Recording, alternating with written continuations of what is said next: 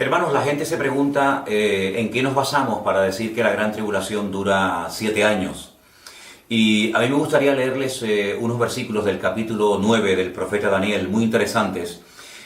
A partir completamente del versículo 24, la palabra del Señor dice que 70 semanas están determinadas sobre tu pueblo y sobre tu santa ciudad, para terminar la prevaricación, poner fin al pecado, expiar la iniquidad, para traer la justicia perdurable, sellar la visión y la profecía y ungir al santo de los santos. Versículo 25. Sabe pues y entiende que desde la salida de la orden para restaurar y edificar a Jerusalén hasta el Mesías príncipe, habrá 7 semanas y 62 semanas y se volverá a edificar la plaza y el muro en tiempos angustiosos. Después de las 62 semanas se le quitará la vida al Mesías, mas no por sí. Y el pueblo de un príncipe que ha de venir destruirá la ciudad y el santuario, y su fin será con o como inundación. Y hasta el fin de la guerra durarán las devastaciones. El versículo 27 es muy importante. Por otra semana se confirmará el pacto con muchos. A la mitad de la semana hará cesar el sacrificio y la ofrenda. Y termina el texto diciendo: después con la muchedumbre de las abominaciones vendrá el desolador, hasta que venga la consumación y lo que está determinado se derrame sobre el desolador. Nosotros creemos que las 70 semanas que el Señor le da al profeta Daniel como una especie de paquete profético son literales. No es una información basada en un simbolismo, sino que es un periodo de tiempo muy interesante de la historia. Ahora bien, tengo que explicar que esas 70 semanas están, digamos, en un lenguaje, vamos a decirlo así, hebreo, un lenguaje judío que Daniel entendía perfectamente. Pero hay un versículo que a ustedes les va a ayudar mucho a entender cuánto tiempo son 70 semanas, y ese versículo se encuentra en el libro de Levítico 25:8. Ese versículo nos da la información de que no solamente hay semanas de días, es decir, 7 días, una semana, sino que hay semanas de años. Es decir, cuando pasan 7 años, se considera que ha pasado también una semana, pero en este caso de años. Las palabras en hebreo para la semana de días y para la semana de años es diferente, cosa que en español no se aprecia. Por lo tanto, lo que el Señor está diciendo al profeta Daniel específicamente es que desde que ellos reciban la autorización, desde que se firme el decreto para que puedan volver a Jerusalén y restaurar la ciudad, que está arruinada, está destruida, porque, como bien saben ustedes, 70 años antes Nabucodonosor había destruido el templo, las murallas, etc. Bueno, pues, desde que reciban la autorización, la orden de restaurar Jerusalén hasta el Mesías príncipe, es decir, hasta el Señor Jesucristo, pasarían 69 semanas. O, si prefieren mejor, lo traducimos a años multiplicando por 7 y son 483 años. Aquí no hay nada de simbólico. Es decir, desde el decreto que se firma para que vuelvan, para que retornen a restaurar Jerusalén, hasta que el Señor Jesucristo entró triunfalmente montado en un pollino de asno por la santa ciudad de Jerusalén, pasaron 483 años. Pero si son 70 semanas o 490 años, ¿cómo es que solamente han transcurrido 483? Faltan 7. Esos 7 años que faltan es la semana 70 del profeta Daniel, que entendemos que no empiezan a contar desde el nacimiento de la iglesia, ¿ve?, en el día de Pentecostés, Hechos capítulo 2, sino que se abre, digamos, un paréntesis, y al final de esa etapa gloriosa y maravillosa de la iglesia es cuando comienza a producirse la famosa gran tribulación o tiempo de angustia de Jacob, pónganle ustedes el término que quieran, y esos últimos 7 años divididos en 2 periodos de 3 años y medio y 3 años y medio, total 7, es lo que nos relata el famoso libro del Apocalipsis. Entonces, ante la pregunta, ¿por qué decimos que la gran tribulación dura 7 años? Bueno, pues porque si decimos que son semanas de años, para la primera parte que se han cumplido desde la salida de la orden, desde el decreto hasta Cristo, 483 años, lo que no podemos decir es que en la primera parte, las primeras 69 semanas, son semanas literales de años, y luego la última es una semana simbólica que no representa realmente 7 años, sino un tiempo indeterminado o simplemente un tiempo que no es real. Por lo tanto, no podemos tener dos varas de medir. No podemos medir en centímetros y en pulgadas al mismo tiempo. Por lo tanto, no son semanas literales, son semanas reales. Ahora, hay gente que opina que son simbólicas. Nosotros desde el primer momento hemos dejado bien claro que no queremos ni discutir ni entrar en polémica con nadie. Si hay gente que opina que este tiempo es un tiempo, digamos, simbólico y no es literal, muy bien, que Dios lo bendiga. Pues nosotros creemos y enseñamos, ¿verdad? Y abrimos la ventana de nuestra casa para que ustedes puedan participar y ver estos estudios. Nosotros creemos que es un tiempo literal. Y la gran tribulación son 7 años literales, donde en la primera parte ocurren los sellos y las trompetas, y en la segunda parte ocurren las copas de la ira. Y eso es lo que estamos enseñando y estamos cada día, o cada semana mejor dicho, compartiendo con los estudiantes, tanto los que están aquí como los que nos ven desde diferentes lugares del mundo. 483 años pasaron desde que salieron de la esclavitud, del cautiverio en Babilonia, hasta que entra triunfalmente Cristo en Jerusalén. 483 años. Pero es que el paquete profético, la revelación, la información que le da el Señor a Daniel son de 490. Lo que pasa es que 483 son seguidos, se para, entra lo que se llama el periodo de la gracia o de la iglesia o lo que tú quieras, y después los últimos 7 son los famosos 7 años de la gran tribulación. Por eso decimos que la gran tribulación dura 7 años, porque si 7 años es una semana, es el mismo tiempo que duran las otras primeras 69 semanas o 483 años. ¿Me explico? Entonces, durante esa última semana, porque esto ya es historia, y ya de Cristo para atrás, eso es historia, eso ya no se puede modificar, eso es lo que hay. Lo que falta es la última etapa. Y la última etapa, para saber qué es lo que ocurre en estos últimos 7 años, tenemos que entrar a estudiar escatología. Y sobre todo los libros del Apocalipsis, porque el libro del Apocalipsis es el desarrollo y la información de lo que va a ocurrir en esta última semana. Bueno, ¿y qué pasó en este tiempo? Pues te lees todo el Antiguo Testamento. Entonces, leyendo el Antiguo Testamento, el libro de Esdras, el libro de Nehemías, etc., tú sabes lo que pasó de aquí para atrás. Pero ¿y de aquí para adelante? ¿La última semana? ¿Dónde tengo los datos? ¿Dónde tengo la información? En las cartas de Pablo a los tesalonicenses, en el libro del Apocalipsis, en el capítulo 24 de Mateo, en el capítulo 21 de Lucas, y ahí tienes toda la información y todos los datos para saber lo que va a ocurrir. Esa última semana, que la conocemos o la llamamos la Gran Tribulación, a pesar de que son 7 años, hay diferencia, ya lo hemos dicho en la clase anterior, entre la primera parte y la segunda parte. Si hay un orden, hasta en los últimos tiempos de caos y de guerras y rumores de guerra, hasta Dios ha establecido un orden. Y en ese orden van los sellos, a continuación las trompetas y finalmente las copas. Los sellos dijimos que eran 7. El primero, cuando aparece ese caballo blanco con un jinete montado con un arco sin flecha, es una forma de la puesta en escena, la presentación, la manifestación y reconocimiento del anticristo. El sello número 2, cuando el caballo cambia de color, el segundo sello comienza a quitarse la paz de la tierra. El tercer sello, aparece un jinete con una balanza en la mano, subida de precios, una inflación tremenda. El cuarto sello es la muerte, hay matanza y muerte a consecuencia de la guerra, a consecuencia del hambre. El quinto sello, aparece un montón de gente muerta por causa del testimonio de Jesucristo, son los que pierden la vida por causa del Señor.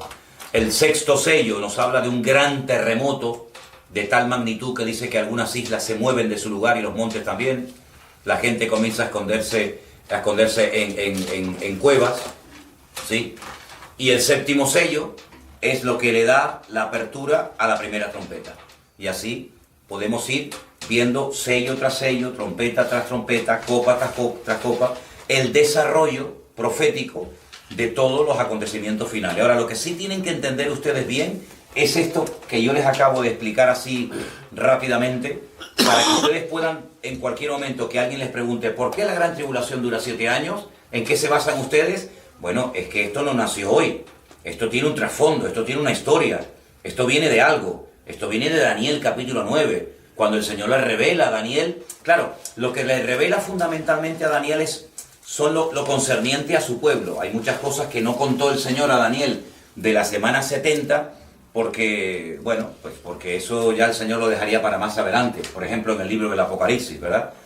Pero lo que ellos necesitaban saber es cuándo iban a salir, cómo iban a salir, cuánta gente iba a salir, cómo iban a poder restaurar la ciudad, porque era lo que a ellos les interesaba, era lo que a ellos fundamentalmente les interesaba, porque era lo que muchos de ellos iban a vivir. Y hace poco hemos tenido en la iglesia una serie de mensajes sobre Nehemías, que fue un gran restaurador, un hombre que tuvo la visión de decir, bueno, esto vamos otra vez a ponerlo a funcionar, vamos a restaurar las murallas. Tenemos el caso de Esdras, que era un sacerdote, que a él le interesaba la restauración espiritual del pueblo. Tenemos el gobernante de la ciudad de Jerusalén, que era un tal Zorobabel, que era el gobernador. Entonces vemos muchos detalles que ocurran en ese periodo. Pero claro, es que ya eso es historia, que está bien conocer la historia. Pero nosotros ya esa historia no la vivimos.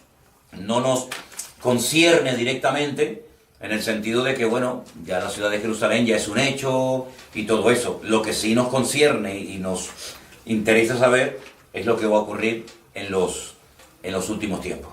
¿De acuerdo?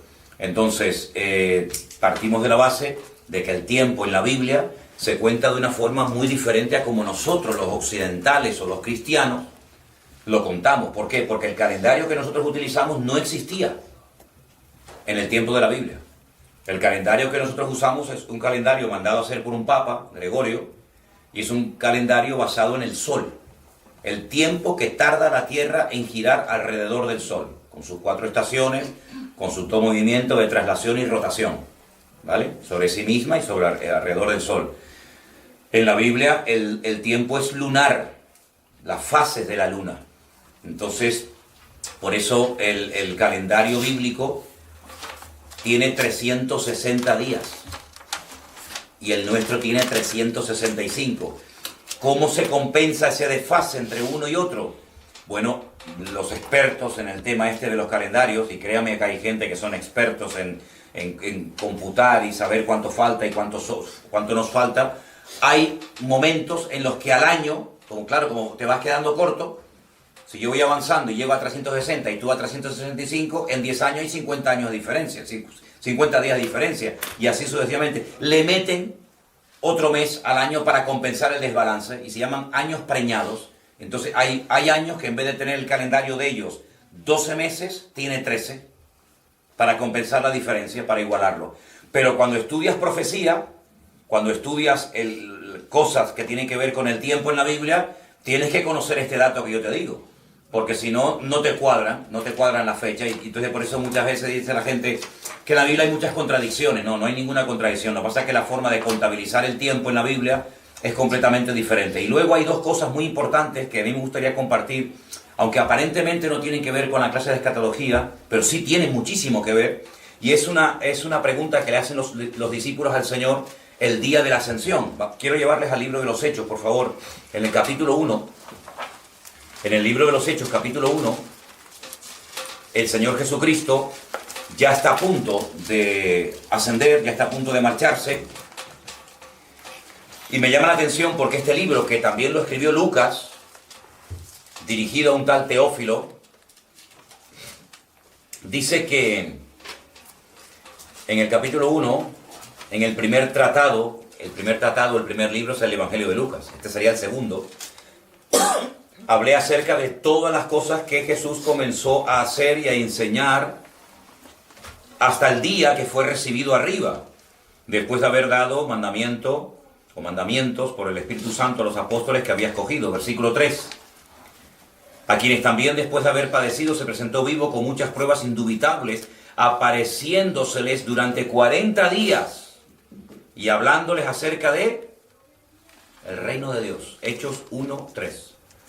Cristo resucita, está 40 días seguidos con los discípulos y hay un monotema.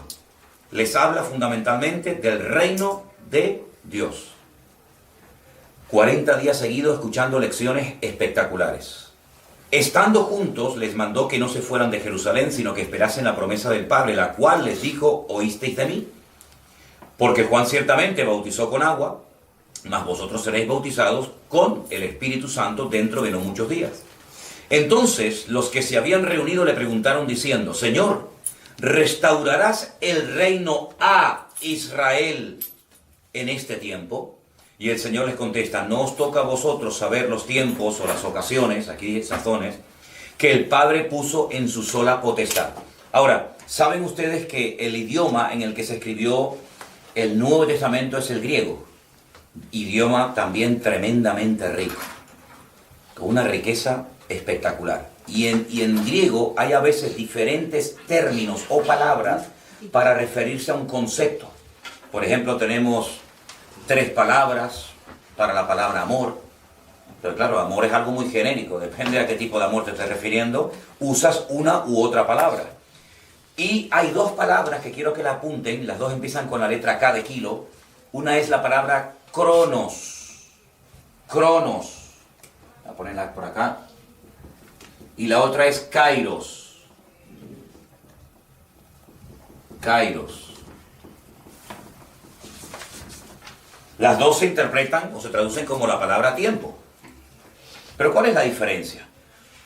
Lucas dice que cuando el Señor Jesucristo resucitó, estuvo durante más de mes y medio, prácticamente a diario, hablándoles del reino de Dios.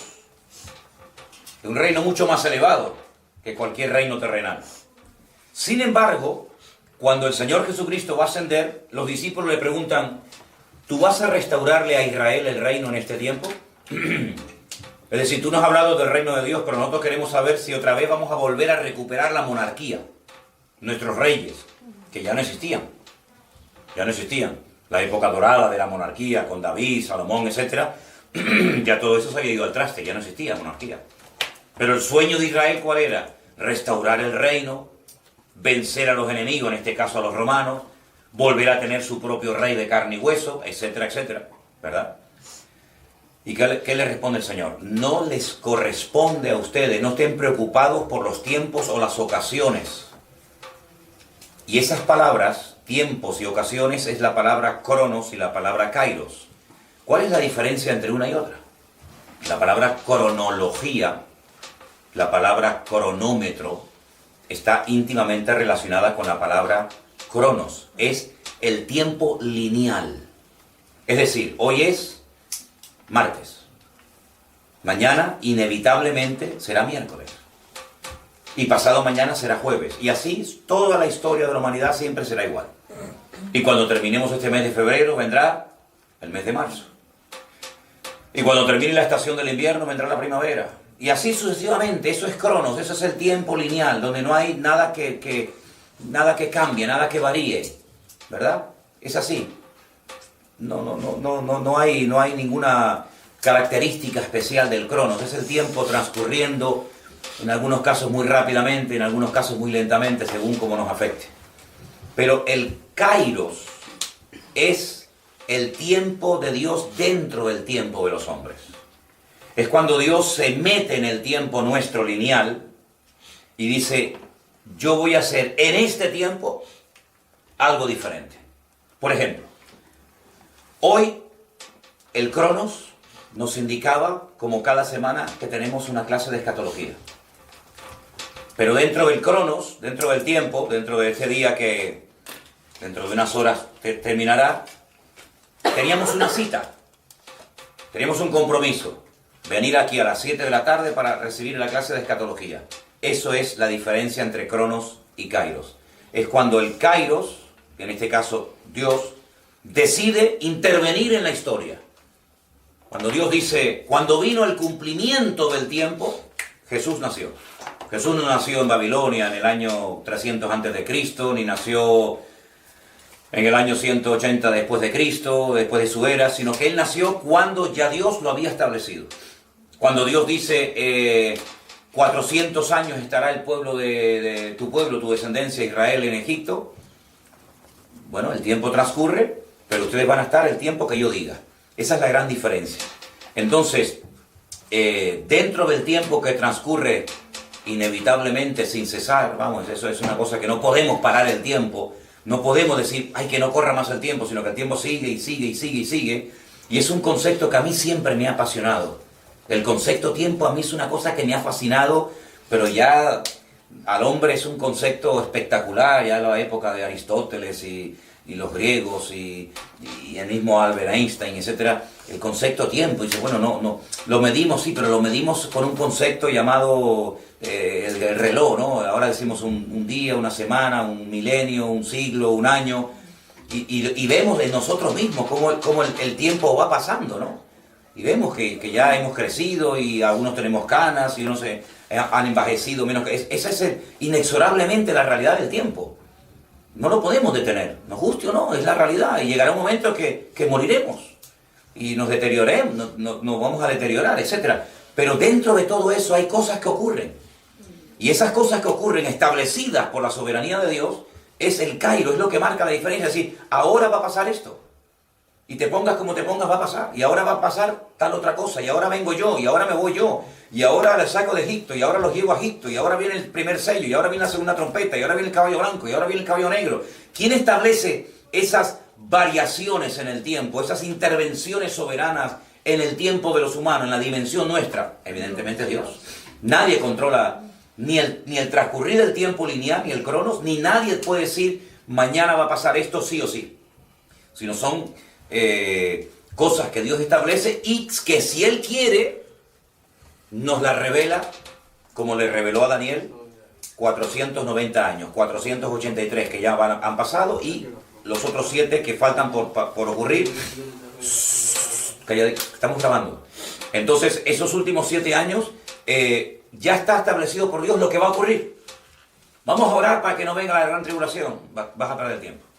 Vamos a orar para que no se manifieste el anticristo, no pierdas el tiempo. Sí, dedícate a lo que tienes que dedicar y no a tonterías, porque Dios ha establecido que en momentos puntuales de la historia van a ocurrir cosas sí o sí, nos gusten o no, nos afecten directa o indirectamente. Hay cosas que son totalmente inalterables. Y esa es la gran diferencia entre el Cronos y el Kairos. Cuando Dios revela proféticamente algo sobrenatural, algo diferente a lo habitual que va a ocurrir, eso es Kairos.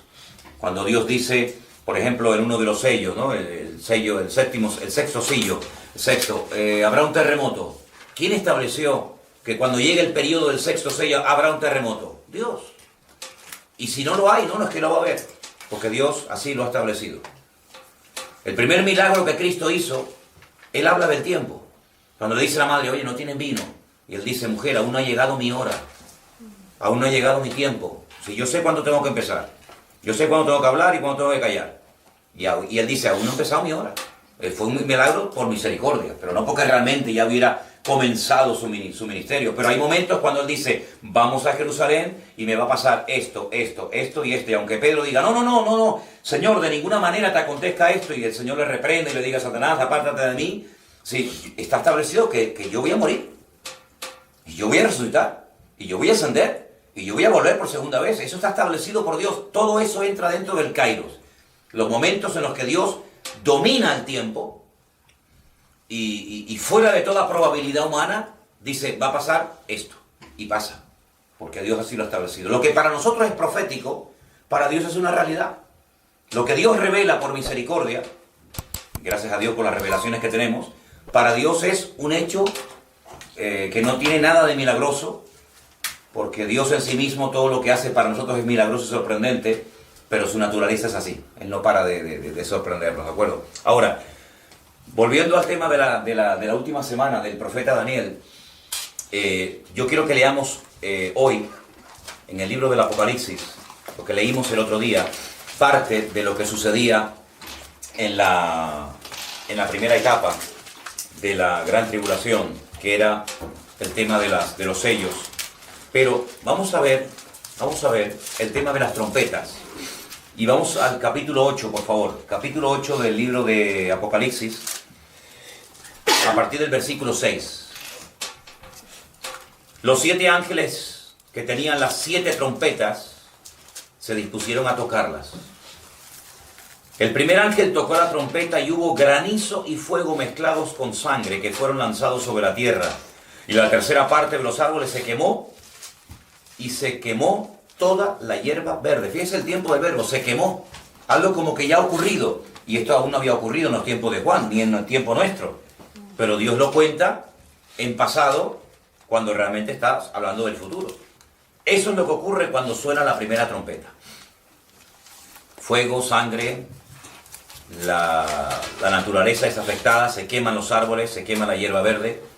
Cuando el segundo ángel toca la trompeta, verso 8, dice, el segundo ángel tocó la trompeta y como una gran montaña ardiendo en fuego fue precipitada en el mar. ¿Podríamos hablar de que esto sería una especie de meteorito? ¿No? Se convirtió en sangre y murió la tercera parte de los seres vivientes que estaban en el mar y la tercera parte de las naves fue destruida. La primera trompeta afectaba lo de la tierra, la hierba, los árboles. Este segundo toque de trompeta afecta las aguas del mar. El tercer ángel tocó la trompeta y cayó del cielo una gran estrella, ardiendo como una antorcha. Y cayó sobre la tercera parte de los ríos y sobre las fuentes de las aguas. El nombre de la estrella es Ajenjo y la tercera parte de las aguas se convirtió en Ajenjo. Ajenjo significa amargo, ¿no? Y muchos hombres murieron a causa de esas aguas porque se hicieron amargas. Tremendo, ¿no? Yo les dije a ustedes que compararan los juicios de las trompetas con las plagas en Egipto y hay mucha similitud, hay muchas cosas que se parecen. El cuarto ángel tocó la trompeta, fue herida la tercera parte del sol, la tercera parte de la luna y la tercera parte de las estrellas, hasta que se oscureciese la tercera parte de ellos y no hubiese luz en la tercera parte del día y asimismo de la noche. Y miré y oí un ángel volar por en medio del cielo, diciendo a gran voz, ¡ay, ay, ay de los que moran en la tierra a causa de los otros toques de trompeta que están para sonar los 3 ángeles! Todos son, como os dais cuenta, cataclismos, catástrofes, cosas que afectan a la naturaleza, que ya como que venimos acostumbrándonos hace tiempo, ¿no? A terremotos, a tsunamis, a volcanes. Por lo tanto, cuando dices, uy, la tribulación, todo lo que estamos leyendo ahora mismo es algo que puede ocurrir, digamos, en cualquier momento. Un tsunami que mató a 300.000 personas no hace mucho tiempo, o un meteorito que cae, han caído muchísimos meteoritos en el cielo, etcétera, etcétera. Por lo tanto, estas cosas pueden ocurrir y la gente ni se entera que son los toques de trompeta de los cuales nos habla la Biblia en el Apocalipsis. Capítulo 9, verso 1. El quinto ángel tocó la trompeta y vi una estrella que cayó del cielo a tierra y se le dio la llave del pozo del abismo. Aquí ya cambian las cosas.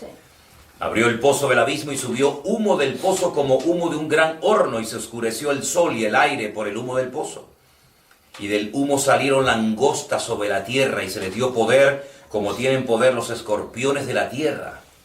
Y se les mandó que no dañasen a la hierba de la tierra, ni a cosa verde alguna, ni a árbol alguno, sino solamente a los hombres que no tuviesen el sello de Dios en sus frentes. Y uno dice, bueno, ¿y quiénes son los que tienen el sello de Dios en sus frentes? Los 144.000 judíos, 12.000 por cada tribu, que vimos en una de las clases anteriores, ¿se acuerdan? Sí. Cuando vimos los 144.000, dice la Biblia que el Señor los selló en sus frentes para que no fueran dañados. Entonces a esos no se les puede dañar, ¿de acuerdo? Seguimos leyendo. Estamos en el capítulo 9, versículo 5.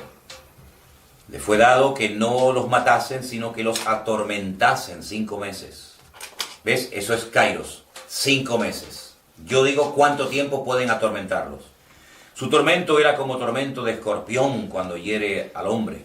Y en aquellos días los hombres buscarán la muerte, pero no la hallarán. Ansiarán morir, pero la muerte huirá de ellos.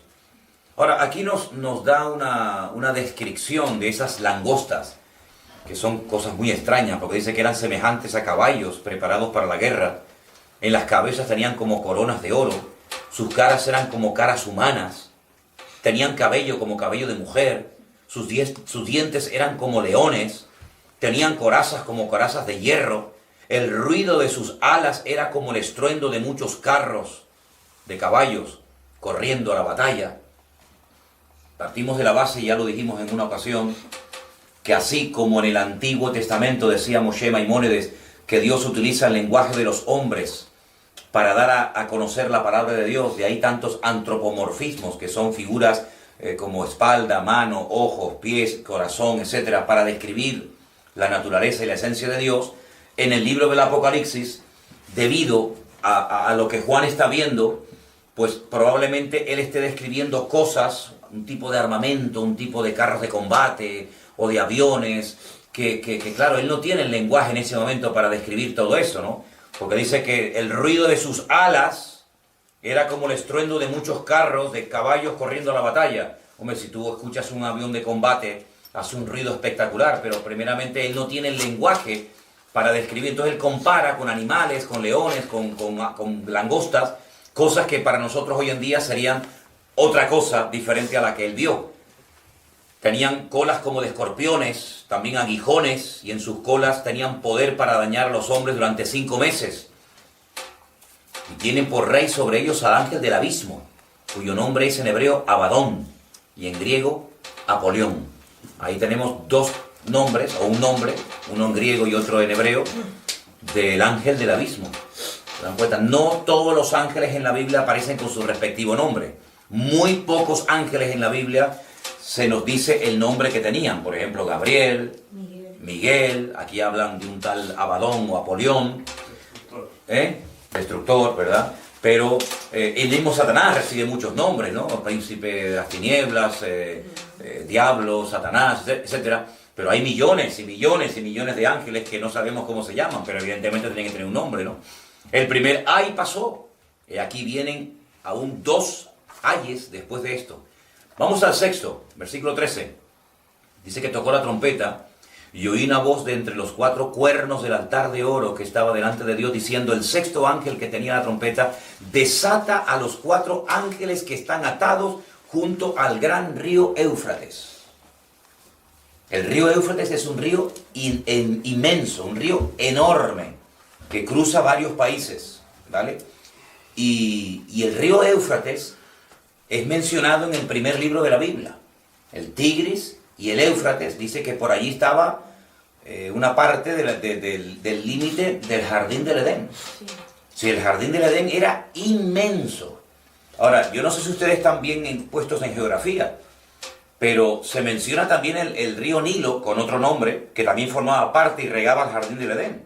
Es decir, que si tenemos aquí a mano izquierda Egipto como parte del territorio del jardín del Edén, y tenemos aquí a la derecha la zona de Babilonia, lo que hoy en día sería Irak, donde está el río Éufrates y Tigris, Dios le dio a Adán la responsabilidad de cuidar, de proteger un territorio de miles y miles de metros cuadrados, desde nada más y nada menos que desde Babilonia o Irak en la actualidad hasta Egipto. Todo eso formaba parte del jardín del Edén. Si la capacidad de Adán para poder recorrer ese territorio, describir y ponerle nombre a esos animales, cuidar de ese territorio, si la capacidad de movimiento, el radio de acción de Adán tenía que ser, sin lugar a dudas, impresionante. Probablemente se trasladaba o volando o simplemente pensando de un lugar a otro, se trasladaba, porque Adán era un hombre que no tenía ningún tipo de limitaciones antes del pecado. Antes del pecado, Adán se movía con una facilidad por el jardín del Edén de una forma tremenda. De ahí que uno diga, bueno, y cuando Eva pecó, ¿dónde estaba Adán? Bueno, a lo mejor Adán estaba en la otra punta del jardín del Edén, y por eso Satanás aprovechó la ausencia del marido, el vacío. No estaba Adán en ese momento al lado de Eva, o Eva al lado de su marido, y en ese momento Satanás dice ahora o nunca, ¿no? Y fue cuando le tentó. Pero estamos hablando no de un territorio como la Isla del Hierro, un territorio pequeñito. Estamos hablando de un territorio que va desde Babilonia, Irak, en la actualidad, hasta Egipto, y ahí se mencionan esos ríos. Y el río Éufrates dice que allí están atados 4 ángeles o 4 demonios. De esto nos habla Pedro. La Biblia dice que después del diluvio, el Señor aprisionó, el Señor ató en prisiones de oscuridad a demonios tan poderosos, que fíjense lo que ha hecho Satanás con sus demonios a lo largo de los tiempos de la humanidad. Pero cuando estos demonios tremendamente destructivos son desatados, dice aquí, que estaban preparados para la hora, día, mes y año, a fin de matar a la tercera parte de los hombres. Es un poder destructivo espectacular. Y el número de los ejércitos, de los jinetes, era 200 millones. Yo oí su número. Así vi en visión los caballos y los jinetes, los cuales tenían corazas de fuego, de zafiro y de azufre. Y las cabezas de los caballos eran como cabezas de leones, y de su boca salía fuego, humo y azufre, ¿no? Cuando un tanque de combate lanza la bomba, sale fuego, ¿no? Y por estas 3 plagas fue muerta la tercera parte de los hombres, por el fuego, por el humo, por el azufre que salían de sus bocas. El poder de los caballos estaba en su boca y en sus colas, porque sus colas eran semejantes a serpientes, tenían cabezas y con ellas dañaban. Y los otros hombres que no fueron muertos con estas plagas, escucha esto, ni aún así se arrepintieron de las obras de sus manos, ni dejaron de adorar a los demonios, a las imágenes de oro, de plata, de bronce, de piedra, de madera, las cuales no pueden ver, ni oír, ni andar. Y no se arrepintieron de sus homicidios, ni de sus hechicerías, ni de su fornicación, ni de sus hurtos. Es decir, un periodo tan terrible de juicios, de guerras, de matanzas, de cataclismos, y la gente, muchos de ellos siguen todavía sin querer arrepentirse, sabiendo que detrás de todo esto hay un trasfondo espiritual, sabiendo de dónde proceden estos juicios, estos castigos, esta ira de Dios. Ni aún así, con todo esto, se quisieron arrepentir. Es decir, vemos en el libro de Apocalipsis que la dureza del corazón del hombre llega a unos extremos que uno dice, pero bueno, casi como Faraón, ¿no? Un hombre que vio los milagros más grandes que jamás ha podido hacer un ser humano, en este caso Moisés, en Egipto, y Faraón ni se inmutaba, y aparentemente se arrepentía, a veces pedía oración, pero al día siguiente estaba igual o peor, ¿no? Entonces vemos que el libro de Apocalipsis es, por así decirlo, el esfuerzo de Dios por quebrantar el orgullo, la soberbia de las naciones, el orgullo del hombre, y llevarlo rendido a los pies de Cristo y tener que reconocer, como los hechiceros de Egipto llegaron a un punto que dijeron, esto es dedo de Dios, nosotros con esto no podemos, Dios está detrás de todo esto, de este pueblo. Y entonces es un periodo tremendo donde después de un periodo enorme de benevolencia, de misericordia y de gracia, Dios cambia el sistema y Dios comienza a presionar, y Dios comienza a tratar a la humanidad de una forma diferente para llevarlos nada más y nada menos que al arrepentimiento. Ese es el objetivo. El objetivo de la gran tribulación es llevar a las multitudes, llevar al pueblo de Israel, llevar al ser humano al reconocimiento de Cristo. Y una vez que el hombre reconozca y se humille delante de Dios, bueno, pues ya entramos en otro tipo de relación. Pero mientras el corazón siga endurecido y la mente entenebrecida y la conciencia cauterizada, el Señor va a seguir y seguir y seguir. Y te puedo asegurar que a Dios no le van a ganar, ¿eh? Te puedo asegurar de que muchos al final terminarán convirtiéndose y reconociendo que Jesús es el Mesías. ¿Sí? O sí, a las buenas o a las malas, pero Dios no pierde nunca. Dios gana, ¿no? Entonces vemos que el libro del Apocalipsis es cronológico y va contando de una forma progresiva, de una forma escalonada, poco a poco, cada uno de los juicios que van ocurriendo. Entonces tú dices, bueno, esto sí, bueno, aquí hay matanzas, aquí hay guerras, aquí hay mucha gente que muere, aquí hay cataclismos, pero ¿os dais cuenta cómo la primera parte de la gran tribulación no es una cosa que nos tiene que dejar con la boca abierta, en el sentido de decir, uy, esto nunca ha ocurrido? Bueno, en la Segunda Guerra Mundial se calcula que murieron más de 60 millones de personas, que es una barbaridad, para la población que había también en aquel tiempo, ¿no? Tsunamis, guerras, terremotos, huracanes, siempre ha habido. Lo que pasa es que se va a incrementar, pero la Biblia dice que es como los dolores de parto. Los dolores de partos van en aumento, van en aumento, van en aumento, hasta que definitivamente nace la criatura. La Biblia dice que esto es el principio de dolores, y lo que el Señor quiere es llevar a la gente a un momento en el que diga, oye, vamos a humillarnos, vamos a arrepentirnos y a reconocer a Cristo antes de que sea demasiado tarde, ¿no? Así es que damos gracias a todos los que están preguntando, damos gracias a todos los que están interesados en estas clases. He estado de viaje y no he podido grabar la última lección, pero ya hoy hemos tenido clase y ya pueden ustedes disfrutar, si no recuerdo mal, de esta cuarta clase de escatología bíblica. Que el Señor les bendiga. Y seguimos estudiando la palabra y pidiéndole al Señor que nos dé mucha sabiduría para poder retener toda esta información. Y creo que también es muy bueno pensar Creo que a veces el oír cosas diferentes a las que nos han enseñado o nos han dicho las personas a lo largo de los años, creo que a veces es bueno también contrastar.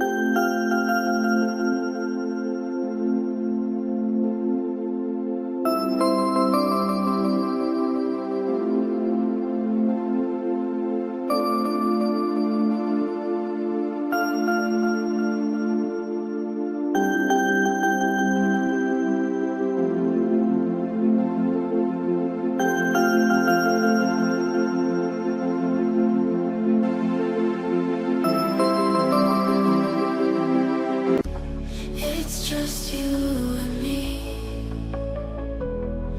in the blue of my dreams, love's a melody.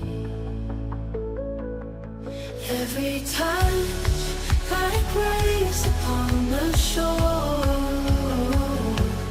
In my blue dreams I find so much more. More blue dreams where the sky meets the sea. In your arms I find my destiny. Floating through a world where love is true. In my dreams I'll always sing as on breaks our worries